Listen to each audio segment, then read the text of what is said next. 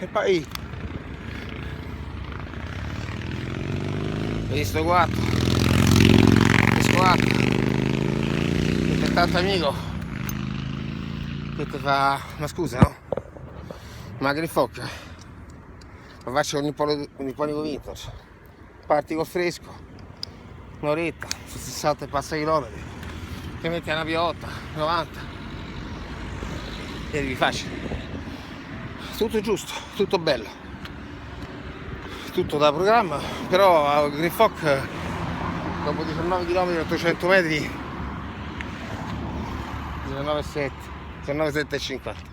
non ci si arriva, perché quello bravo ci ha messo lo zampino buono stavolta, perché quando stai sul dritto del codo anulare in sesta alla velocità del traffico starai a 90, una piotta e 5. Ti grippa il motore, tecnicamente si blocca la ruota posteriore, sgommi, poi manda la pischello per farti vedere chi è più figo, sgommi, ti lanci in bicicletta, poi sgommi e guardi dietro quanto è lunga la striscia nera. Io poi non andavo a vedere questa striscia nera sul raccordo, perché da che ma come è possibile? Come si fa uno a mettere 3 minuti a venire a recuperare uno? Questo è questo è il diavolo. Io l'ho chiamato, Valerio, perdonami, mi è successo questo e questo. L'ho chiamato 3 minuti fa. Tu sei il diavolo. CN slitterato non è reato. È diabolico ma non è reato. Miracolo, Vale. Poi andiamo a vedere quanto è lunga la striscia la fermata. Vale, perché quando uno non è pilota ci mette un attimo a capire di tirare la tensione. Molto bene.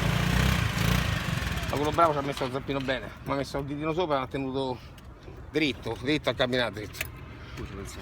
Senti, è dura inchiodata. Non mica è colpa tua, mica è prodotto del motore.